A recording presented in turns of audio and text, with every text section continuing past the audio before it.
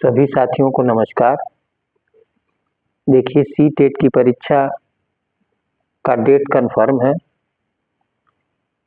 तो हम C TET पर ही क्यों नहीं फोकस करें। ये हम सब जानते हैं कि टेट की तैयारी करना और सी टेट की तैयारी करना दोनों बिल्कुल अलग अलग तरह का पैटर्न है। जैसे सी टेट की तैयारी करने के लिए आपको हर विषय का मनोविज्ञान पढ़ना पड़ेगा, क्योंकि अगर हर विषय का मनोविज्ञान नहीं पढ़ेंगे तो फिर सी टेट पास होना मुश्किल नहीं, बहुत ही मुश्किल है। जैसे आज हम सी टेट में हिंदी के 2 प्रश्नों को लेते हैं।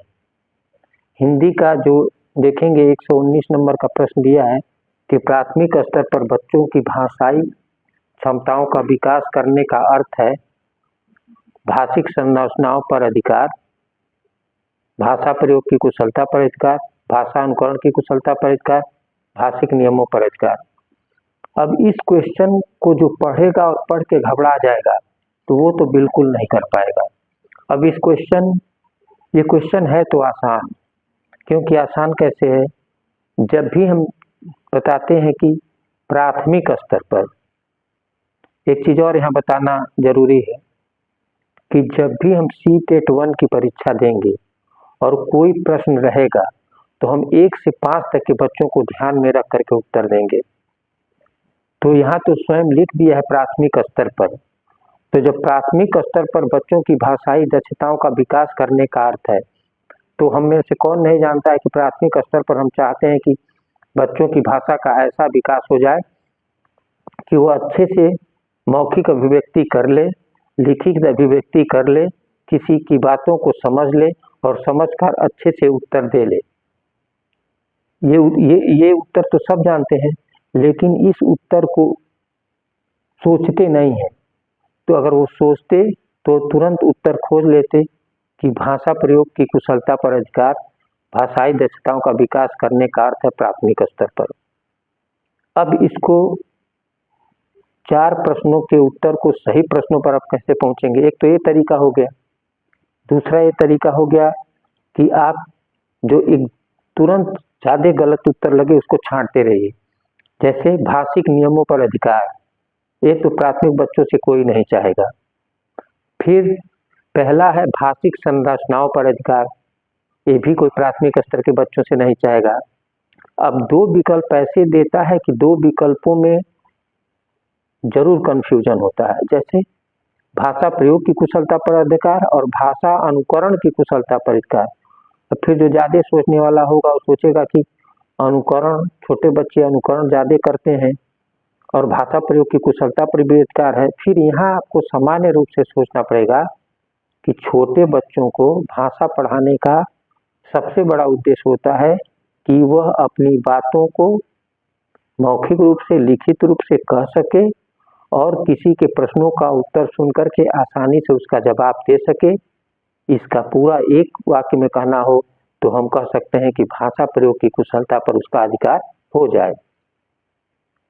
देखिए, प्रश्नों को ऐसे पढ़ने से आप परीक्षा पास कर जाए तो ये तो बहुत बड़ी बात है कि इसका उत्तर ये हुआ, इसका उत्तर ये हुआ, इसका उत्तर ये हुआ।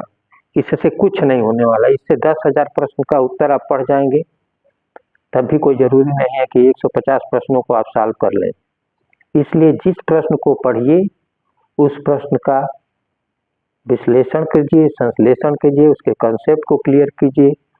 और ये कैसे होगा, ये इस तरह से होगा कि एक दिन में सी टेट के 2 हिंदी के प्रश्न को लिए, 2 इंग्लिश के प्रश्न को लिए, 2 मनोविज्ञान के प्रश्न को लिए और 2 गणित के प्रश्न को लिए, 2 पर्यावरण मनोविज्ञान के प्रश्न को लिए और 2-2 क्वेश्चन कहाँ से आएंगे। सिर्फ 2-2 क्वेश्चन आप तब लीजिए सारे मनोविज्ञान के हो, बाकी जो उनके विषय से संबंधित है वो तो पढ़ना ही है, लेकिन ये 2-2 क्वेश्चन मनोविज्ञान के लीजिए ताकि हर विषय के मनोविज्ञान से आप परिचित हो सकें।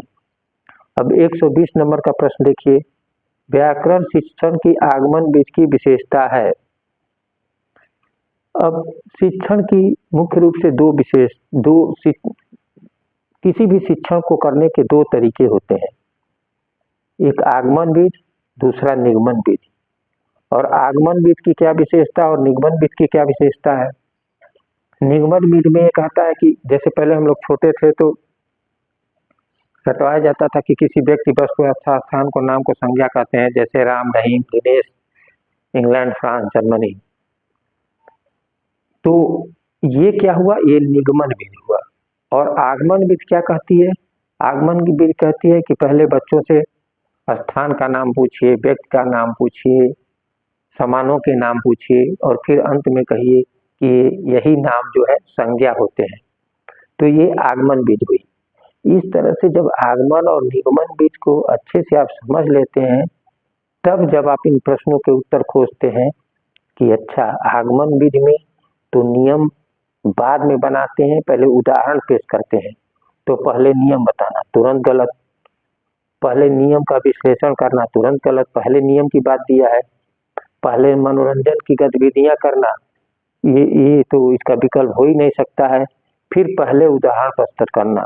जी, आगमन बीज में पहले उदाहरण प्रस्तुत किया जाता है और फिर नियम बाद में बनाए जाते हैं। तो ये जो है आगमन बीज क्या है। इस तरह से जैसे हमने भाषा के 2 प्रश्नों के उत्तर कराने में 6 मिनट से अधिक समय ले लिया, उसी 6 मिनट तो मैंने कम लिया। इसी तरह से 2-2 प्रश्नों को पढ़ने में हो सकता है कि आपको आधे घंटे लगे, हो सकता है कि 40-45 मिनट या 1 घंटे लगे उनको समझने में।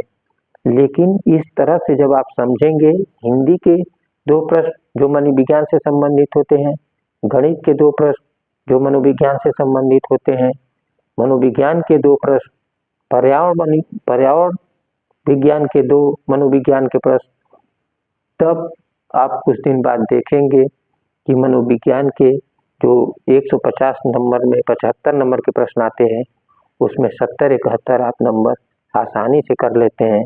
और हम सब जानते हैं कि जब हम 70-71 नंबर आसानी से कर लेंगे, तो जो बाकी के प्रश्न हैं उनको हल करके इसके क्वालिफाइंग मार्क को आसानी से प्राप्त कर लेंगे। तो आशा और विश्वास है कि अगर इस तरह 2-2 प्रश्नों को आप देखते रहें तो आपको इसको क्वालिफाइंग करने में बहुत आसानी होगी। धन्यवाद।